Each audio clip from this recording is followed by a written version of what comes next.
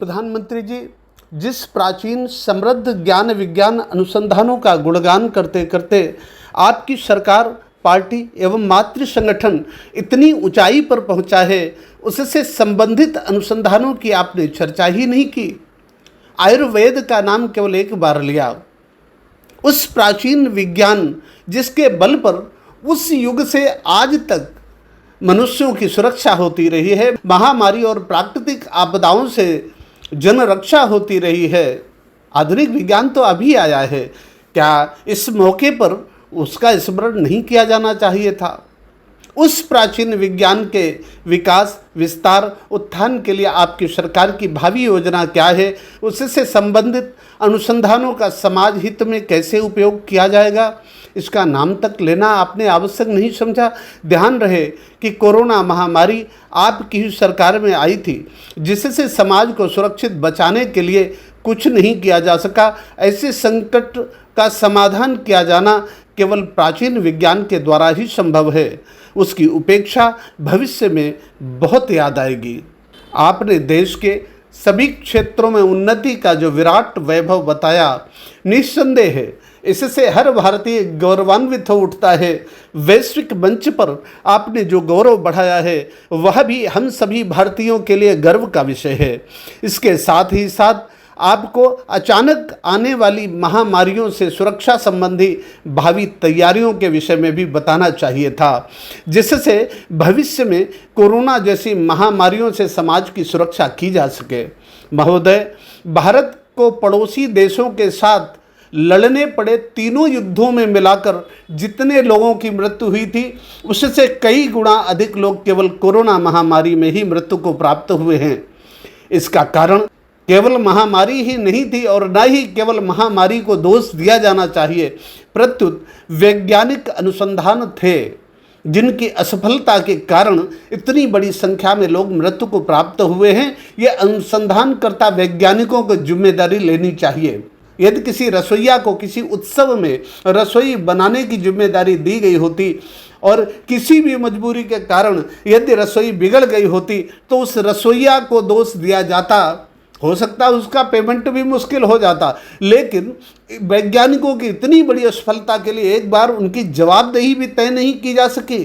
महामारी वर्षा की तरह प्राकृतिक घटना है महोदय, उसे तो अपने समय पर घटित होना ही होता है। उससे भीगे न भीगे, इसकी व्यवस्था तो स्वयं ही करनी पड़ती है। जो जिम्मेदारी सरकारों ने संभाल रखी है, सरकारों ने यह जिम्मेदारी वैज्ञानिकों को दी है और यह वैज्ञानिकों को संभालनी चाहिए थी।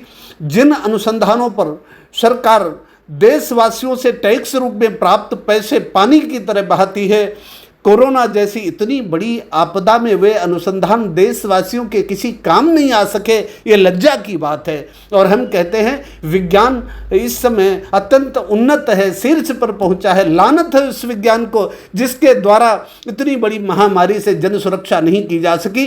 लोग ही जीवित नहीं बचेंगे तो विज्ञान जो विकास कर रहा है उसकी ज़रूरत किसे है, वो किसके काम आएगा? महामारी तथा उसकी लहरों के विषय में ना तो कोई पूर्वानुमान लगाए जा सके और न ही महारोग के स्वभाव को समझा जा सका। महामारी का विस्तार, अंतर्गम्यता, प्रसार माध्यम आदि पता ही नहीं लगाया जा सका। तापमान, वायु प्रदूषण आदि मौसम का प्रभाव महामारी संबंधी संक्रमण पर पड़ता भी है या नहीं, अभी तक पता नहीं लगाया जा सका है। महामारी मनुष्यकृत थी या प्राकृतिक थी, ये भी पता नहीं लगाया जा सका। प्लाज्मा थेरेपी और वैक्सीन कितनी लाभप्रद रही, ये भी नहीं पता लगाया जा सका। ऐसी संदिग्ध परिस्थिति में यह भी पता लगाया जाना संभव नहीं हुआ कि महामारी भयंकर थी या वैज्ञानिकों के द्वारा महामारी से सुरक्षा की कोई तैयारी ही नहीं की जा सकी थी। इसीलिए वैज्ञानिकों के देखते देखते लाखों लोग मौत के मुख में समाते चले गए। अनुसंधानों के नाम पर बातें बड़ी बड़ी, काम कुछ नहीं, खर्चा बहुत बड़ा, जवाबदेही कुछ नहीं। ऐसा कब तक चलेगा प्रधानमंत्री जी?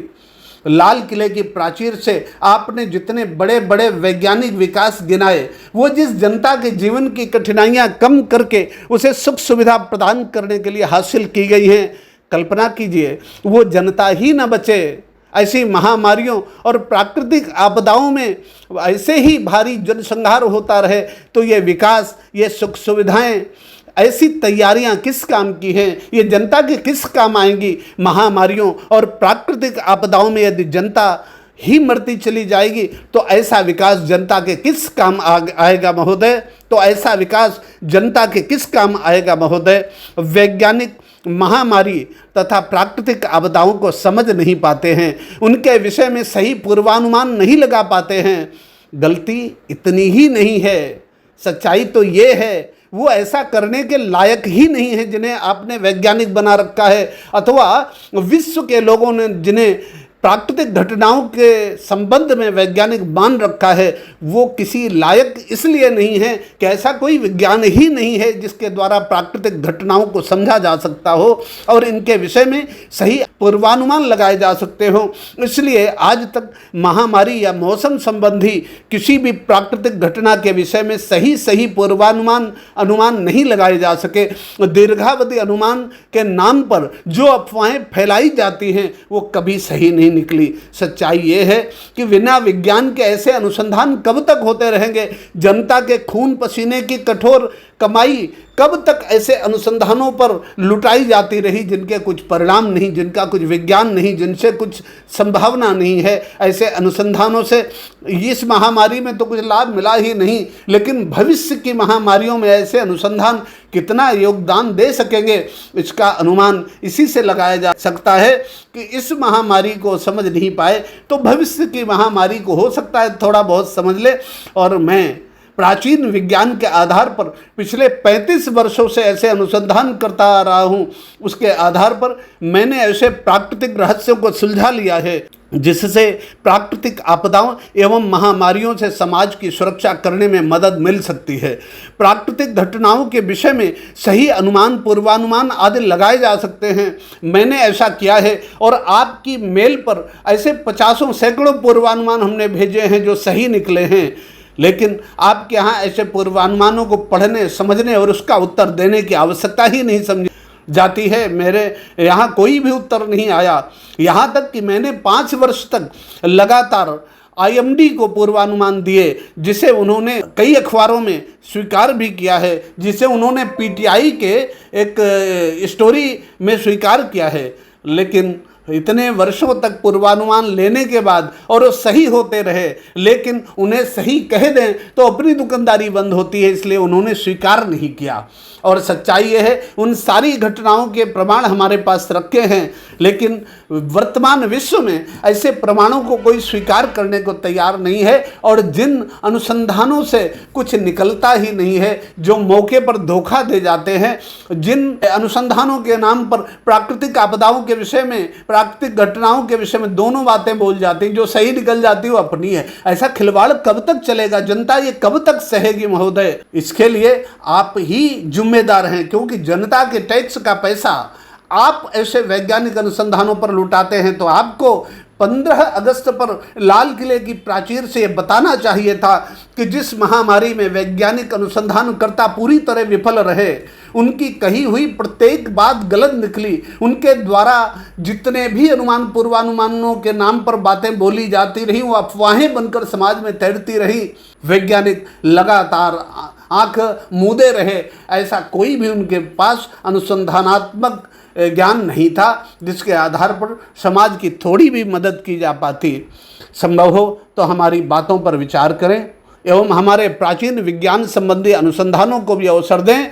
मैं विश्वास से कह सकता हूँ कि यदि वर्तमान पद्धति से अनुसंधान किए जाते रहे प्राकृतिक घटनाओं के विषय में, तो आज छोड़िए अगली महामारी, छोड़िए 100-200 वर्ष आगे तक की बात छोड़िए, मैं लिख के देने को तैयार हूँ कि ये इतनी गलत दिशा में भटक रहे कि वर्तमान अनुसंधान पद्धति के द्वारा भविष्य के 10,000 वर्षों तक महामारी और प्राकृतिक आपदाओं के विषय में कुछ भी खोज पाना संभव नहीं होगा। इसलिए प्रधानमंत्री जी, यदि देश हित चाहते हैं, यदि समाज हित चाहते हैं, यदि वैश्विक समाज की सुरक्षा का भाव आपके मन में थोड़ा भी है, तो प्राचीन विज्ञान के आधार पर हमने जो प्राकृतिक आपदाओं एवं महामारियों के विषय में अनुसंधान किए हैं उनका समय रहते सदुपयोग कर लें। मेरी भी आयु बहुत लंबी नहीं है। इन्हीं शब्दों के साथ नमस्कार आपको और आपके वैश्विक प्रसिद्धि देने वाले परमात्मा को धन्यवाद।